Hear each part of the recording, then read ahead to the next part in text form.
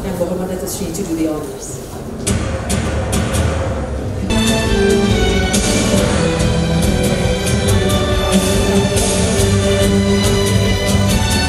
Saya turut berbangga kerana tokoh muda kita bukan saja tokoh-tokoh politik tetapi juga meneruskan kejayaannya dengan penulisan yang lebih serius dan bermutu. Semalam dia sampaikan buku kepada saya dan saya sempat habis sebelum saya tidur, dan ternyata dia memberikan gambaran tentang perkembangan mutakhir sejurus selepas 9 Mei 2018 sehingga terbentuknya kerajaan dan apa pengajaran dia boleh kasih pada Pak Chong yang cukup berjasa kerana gerak budaya dan SIRD ini sebenarnya Datuk Syed Husin Ali beritahu menerbitkan buku-buku yang dianggap subversif, subaltern atau yang progresif yang tidak menjadi pandangan umum yang disenangi oleh pemerintah ketika itu. Jadi saya harus juga menjadikan penghargaan. Puluhan buku diterbitkan yang tak mungkin diterbitkan oleh penerbit-penerbit lain di tanah air pada ketika itu. So ladies and gentlemen, I must begin by expressing my profound appreciation to Nik Nazmi, who has done remarkably well as a youth leader and now a member of parliament, and continue this genre of writing his impression of recent political development, which has to be useful if it is made into a tradition. In that regard, I'm a hopeless in that regard because I've got extensive notes, particularly because I have more time than him. I had years opportunity to write notes, and I have extensive notes, and it will be written and published at the right time. Don't worry, Pak Chong.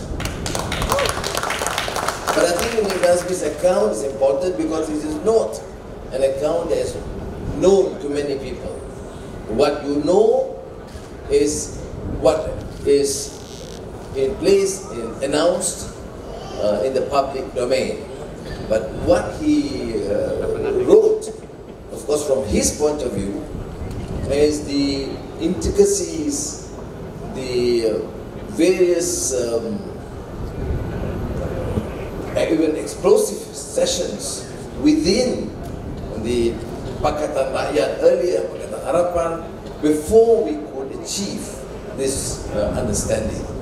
I, of course, follow very closely from the visits by Aziza and Nuriza on recent developments, because you know at the time when I was in prison there was no opportunity to receive letters, although I do smuggle quite a bit, and when the prison authorities ask me, how is it that these letters are found? I normally joke with them, they are not too serious, but there were instructions from Home Affairs Minister to ask them to investigate. So I said, you want my serious answer? Yes. Okay. Just tell them I wrote these notes and I left it on the table, and I presume the birds must have taken it. So they smiled and left it at that. But a few letters I used to express, and that's why I think Tun Mahathir made reference to one of them, where in the interest of the nation, I have to make a decision, which is of course tough, painful.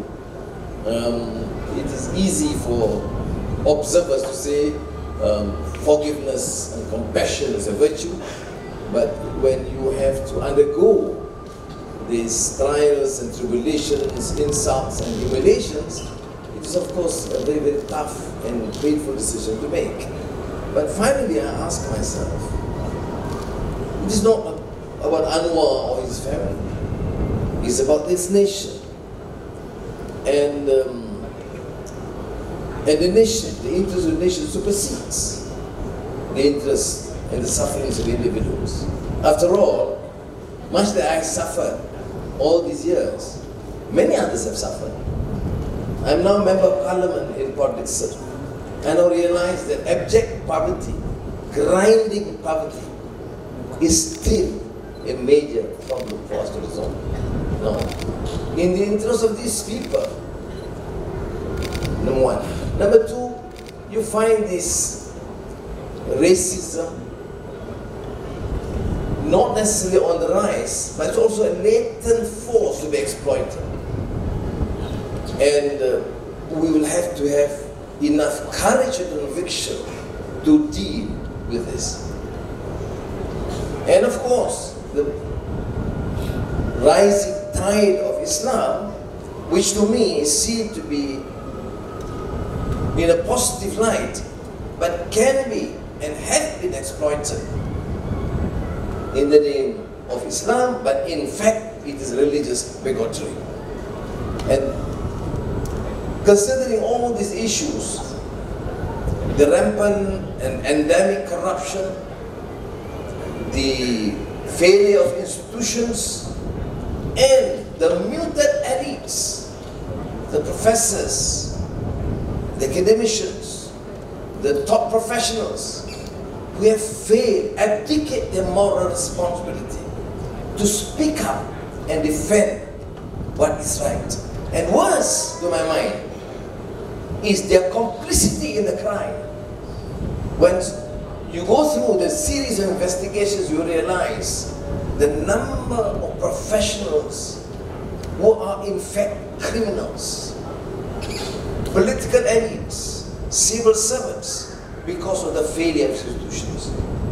Of course, I had all the time to reflect on these issues in prison. And this is precisely the reason why, when Tun Mahathir appeared in court to see me, our discussion was purely on the state of this nation. I have my strong reservations, yes, I do not deny. And again, when we talk about the endemic corruption, the failure of institutions, the complicity in the crime of the political and elites in general, I had no choice but to decide in favor of this nation. And I said yes to Pakatan Harapan and yes to Tun Mahathir to be the Prime Minister of Malaysia. But as Chong and Nik Nazmi has said, and I think it is reflected in the series of comments in his book, the reform agenda does not finish necessarily with a change of leadership. The agenda means ensuring that this nation emerge as a vibrant democracy, strengthen the institutions of governance. The judiciary must be fiercely independent. The media must be free and not cowed by the executives. People should not be questioned for their beliefs and their ideologies. And we have a long way to go. Yes, there's been remarkable progress. I've been traveling quite a bit, and the international community marveled at this change. And I said, the credit is not due to me or Mahathir or leaders, but credit to thinking, concerned Malaysians. This is a victory of all Malaysians. We have Malays, Chinese, Indians, Somali, and Sarawakis. And this victory is unique because it is in the period of rising racism in the West, in the United States, under Trump, of course, in Europe. All surveys indicate that there is a growing racism against minorities, against migrants. In India, this issue of Hindu-Muslim relations has re-emerged. But in Malaysia, on the 9th of May,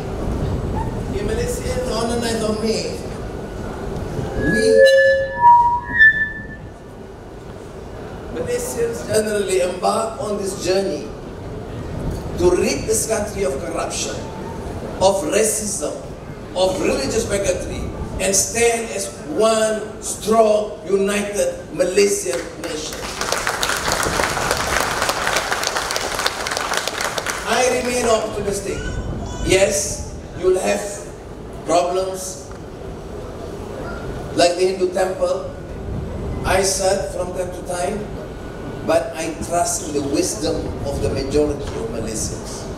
We should never be cowed by these racist and religious bigots. They are there waiting for the chance to screw up this nation.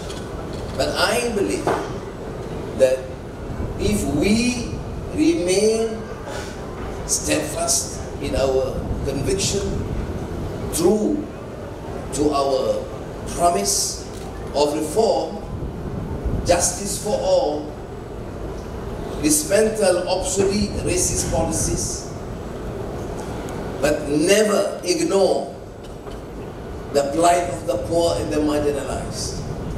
Why many Malays in the rural areas remain suspicious of our efforts to dismantle their new economic policy is because we have not been seen to be tough or embarking on tough measures to alleviate poverty and to deal with the issues of inequality. I'm not defending, because I made this position clear since 2007 to dismantle the new economic policy. But I'm mindful of the fact that in order for this to succeed, the urban elites must be clear that they should not only rid corruption, but they should show enough compassion for the plight of the poor, the marginalized, of all races in this country. Ladies and gentlemen, I'm talking with a book, and you must read, because there's some of the version, at least I'm sorry, the Rafizi version. It's a Nik Nazmi's account. Is clearly, to my mind, in many parts very objective in dealing the inside or developments, exchanges, which are actually very, very tough and difficult. You know? I was fortunate at the time after the surgery was placed at the rehab center in Cheras. So because I was in hospital after the surgery, the authorities allowed Aziza and the family to visit me on a daily basis. Although 40 minutes to 1 hour, but still, it was certainly useful and beneficial to me because I get access to what's happening outside. I wouldn't tell you whether I have a phone or not at that time. Sometimes I have, sometimes I don't. But can you imagine during these turbulent times, months before the elections, I had no access to the media, telephone, news, nothing. So just a period of desperation because I was not given any account until the few months before the elections. So the surgery was very timely, although it was very painful. Shoulder surgery was very painful, but it was very timely for me. I thought it was a great strategy, a political strategy to have a surgery at that time. Oh my God. But anyway, because of that, I had access, and of course, the hospital environments can be quite different, although they have 20 guards around, but I must commend the guards. We had the impression the police are all against us. No. The police were taking care of me. The prison officers and the guards were so supportive and sympathetic. You know that during the PD, partisan by-elections, 60 of prison guards and officers who were charged to take care of me, to monitor my movements every 15 minutes, were there in Port Dickson to render moral support for me. And these were the guards who were taking care. So I am therefore very hopeful. But remember, this is a government committed to reform. We must remind the ministers, remind the political elites, they have to listen. This is not a new minister replacing an UMNO minister. This is a minister who is expected to listen and understand and present the true conscience of the majority and the aspirations of the people. And therefore, it is our duty to continue to support, but at the same time to be very critical, to monitor, to ensure that the reform agenda takes place. Terima kasih banyak.